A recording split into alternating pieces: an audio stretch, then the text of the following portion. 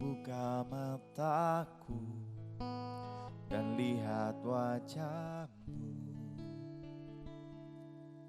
Ku terkagum bila ku lihat hidupku dan karya tanganmu. Ku tersanjung karena semua yang baik dalam hidupku itulah karyamu. Kau beri kesempatan yang baru dan ku ingin mengenalmu Tuhan lebih dalam dari semua yang ku kenal. Tiada kasih yang melebihimu. Ku ada untuk menjadi penyembahmu.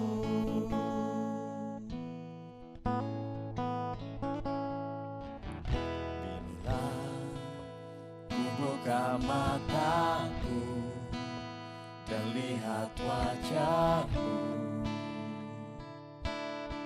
Ku terkagum bila ku lihat hidupmu dan karya tanganmu.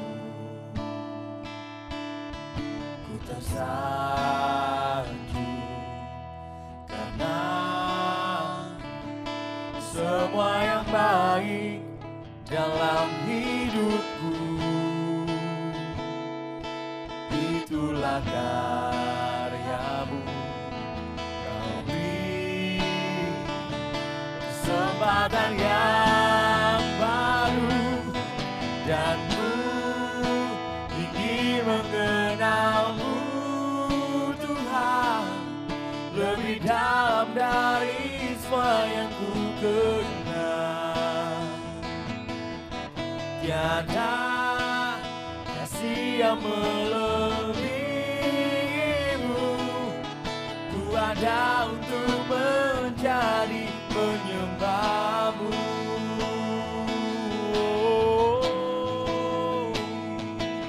Ku ada untuk menjadi penyembahmu.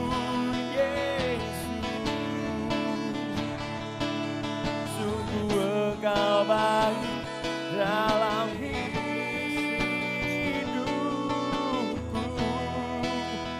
Terima kasih Tuhan, segala kebaikan-Mu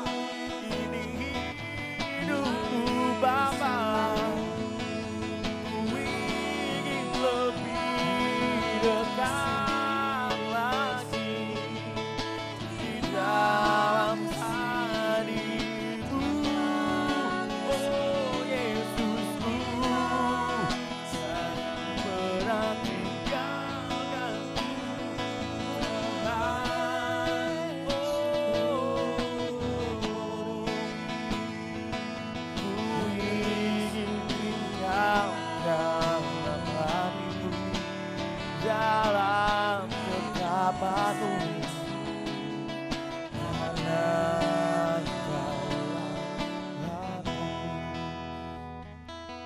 Dan ku ingin mengenalmu Tuhan, lebih dalam dari semua yang ku kenal.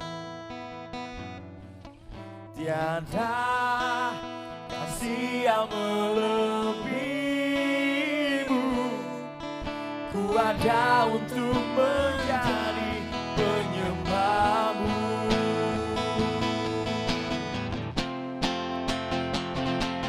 Dan ku ingin mengenalmu Tuhan, lebih dalam dari semua yang ku kenal. Tiada kasih yang melebihimu, ku ada untuk menjadi penyembahmu. Ada untuk menjadi, ku ada untuk menjadi, ku ada untuk menjadi penyembahmu.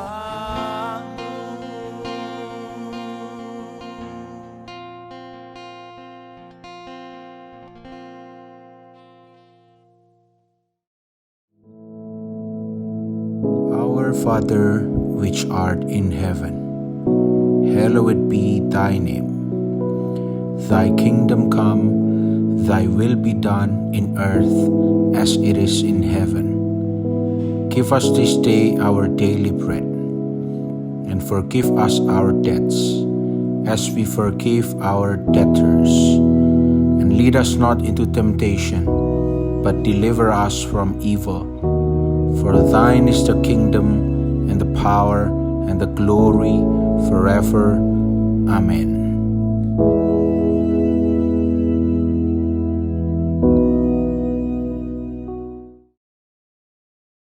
Haleluya, puji nama Tuhan saudara sekalian. Mari pagi hari ini kita belajar lebih dalam lagi untuk bagaimana supaya bisa dipenuhi Roh Kudus, yaitu dengan dipimpin sepenuhnya, dikendalikan, dituntun oleh Roh Kudus. Supaya hal ini bisa terjadi, maka kita harus mau tidak menggunakan pikiran sendiri, perasaan sendiri, dan kemauan sendiri. Sebab inilah yang menghalangi Roh Kudus untuk bisa memimpin kita, yaitu pikiran kita. Dalam hal ini bukan berarti bahwa pikiran kita harus dibuang. Kalau pikiran dibuang, itu berarti kita menjadi seperti hewan. Tetap kita punya pikiran, tapi pikiran yang dipakai untuk memahami kehendak Tuhan.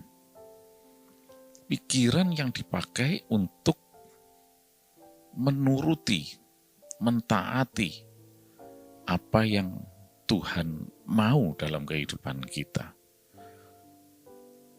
Artinya bukan menggunakan pikiran menurut kemauan kita sendiri, sementara kita mengabaikan kemauan Tuhan. Kita mengikuti apa yang Tuhan mau dengan pikiran yang ada. Jadi pikiran kita diselaraskan dengan pikiran Allah, dengan kemauan Tuhan. Nah, mari pagi hari ini kita akan melihat sebuah contoh dalam kaitannya dengan pikiran manusia. Ya, untuk itu mari saya ajak saudara membaca di dalam kitab Daniel pasal yang keempat. Nah, di sini kalau kita baca mulai dari ayat yang pertama, itu diceritakan mengenai bagaimana Nebukadnezar, raja yang masyhur, raja yang hebat pada saat itu, di mana dalam masanya kerajaan Babel atau Babilonia ini mengalami masa kejayaannya, zaman keemasan, karena kebesaran Raja Nebukadnezar. Tapi suatu kali dia mendapatkan suatu mimpi. Nah, apa mimpi itu? Coba kita akan lihat bersama-sama di dalam ayat yang ke-10. Adapun penglihatan yang kudapat di tempat tidurku itu demikian. Di tengah-tengah bumi ada sebatang pohon yang sangat tinggi. Pohon itu bertambah besar dan kuat, tingginya sampai ke langit, dan dapat dilihat sampai ke ujung seluruh bumi. Daun-daunnya indah, buahnya berlimpah-limpah, padanya ada makanan bagi semua yang hidup. Di bawahnya binatang-binatang di padang mencari tempat bernaung, dan di dahan-dahannya bersarang burung-burung di udara, dan segala makhluk mendapat makanan daripadanya. Kemudian dalam penglihatan yang kudapat di tempat tidurku itu tampak seorang penjaga, seorang kudus, turun dari langit. Ia berseru dengan nyaring demikian katanya, tebanglah pohon itu dan potonglah dahannya, gugurkanlah daun-daunnya dan hamburkanlah buah-buahnya. Biarlah binatang-binatang lari dari bawahnya dan burung-burung dari dahan-dahannya. Tetapi biarkanlah tunggulnya tinggal di dalam tanah terikat dengan rantai dari besi dan tembaga. Di rumput muda di padang biarlah ia dibasahi dengan embun dari langit dan bersama-sama dengan binatang-binatang mendapat bagiannya dari rumput di bumi. Biarlah hati manusianya berubah dan diberikan kepadanya hati binatang. Demikianlah berlaku atasnya sampai 7 masa berlalu. Nah, sampai di sini pembacaan kita ya. Nah, saudara sekalian, di sini diceritakan, ya kita tidak baca dari ayat yang pertama, tapi langsung ke intinya apa yang dilihat Nebukadnezar di dalam mimpinya tersebut. Tapi kemudian kita tahu bahwa Nebukadnezar galau dengan mimpi ini, bingung dia. Apa maksudnya ini?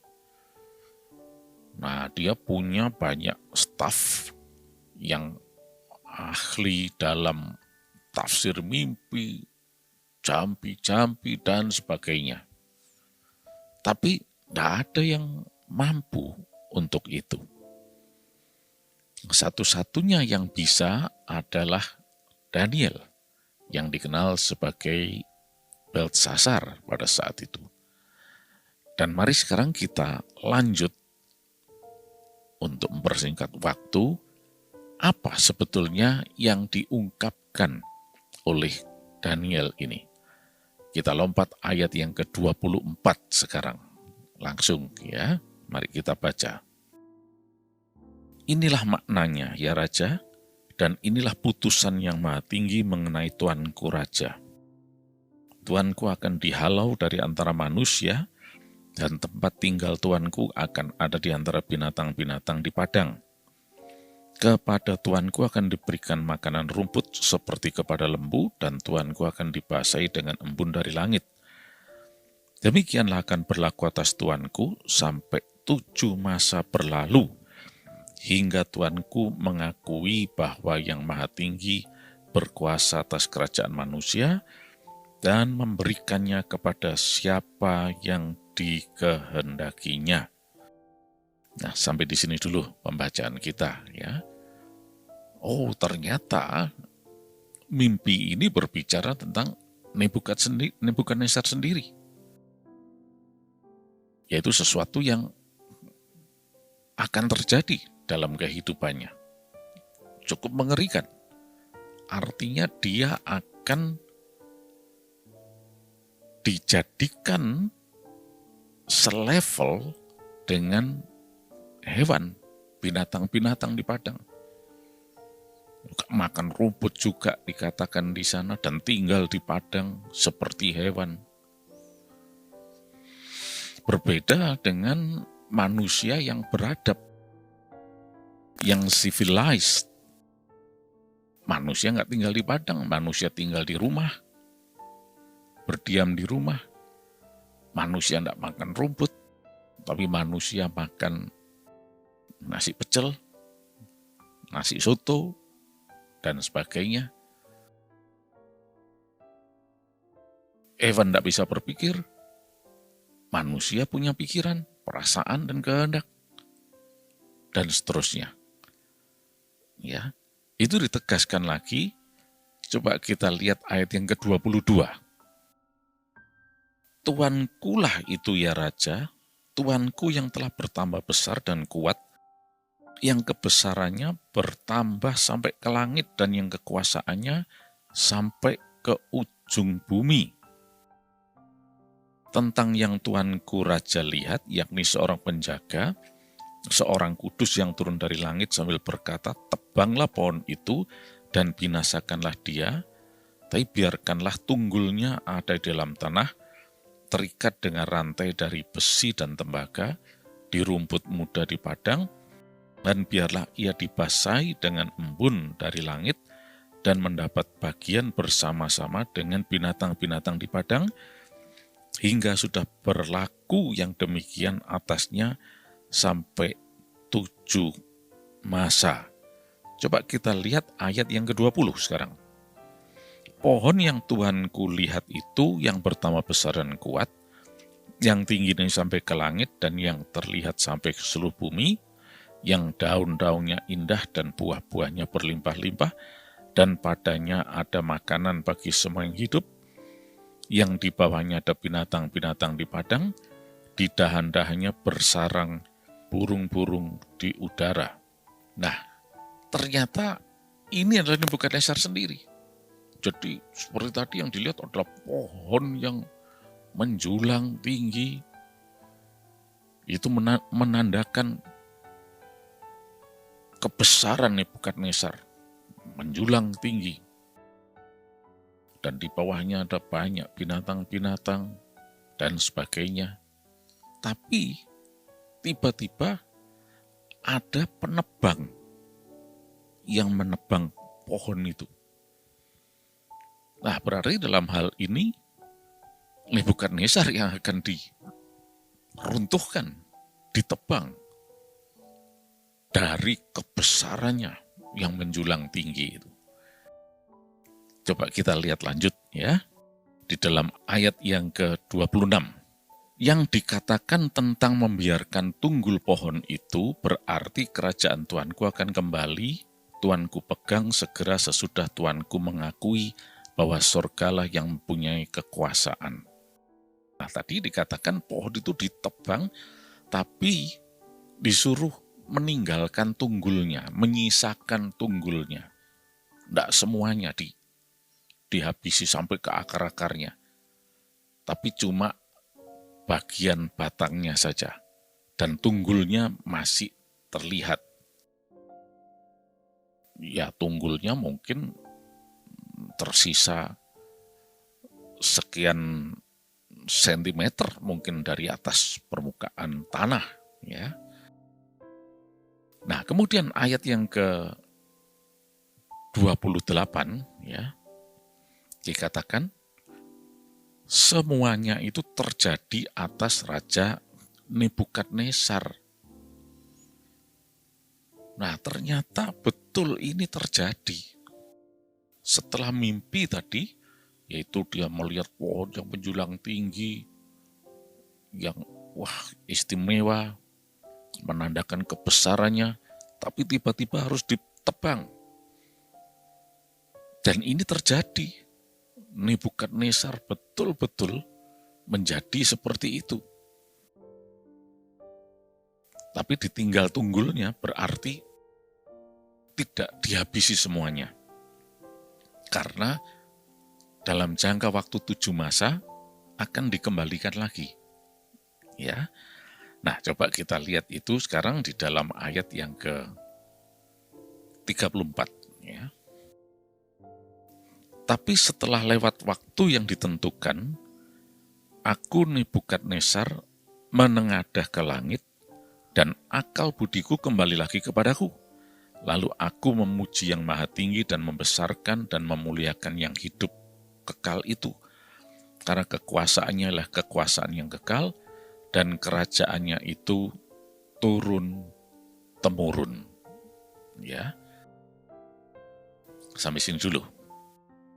Jadi tadi Nebukadnezar betul-betul mengalami seperti yang dilihatnya itu pohon itu ditebang. Berarti dia kehilangan kebesarannya. Dan tadi kita lihat di dalam ayat yang ke-31, ya, itu terjadi dalam dirinya. Dan dalam ayat 32 kita baca, engkau akan dihalau dari antara manusia dan tempat tinggalmu akan ada di antara binatang-binatang di padang. Kepadamu akan diberikan makanan rumput seperti kepada lembu, dan demikianlah akan berlaku atasmu sampai 7 masa berlalu, hingga engkau mengakui bahwa yang maha tinggi berkuasa atas kerajaan manusia dan memberikannya kepada siapa yang dikehendakinya. Nah, jadi Nebukadnezar kemudian dihalau untuk tinggal bersama dengan binatang, karena dia selevel dengan binatang. Makan makanan binatang, tinggal bersama binatang, pikirannya juga seperti binatang. Nah, di sini kita lihat bahwa kita butuh pikiran.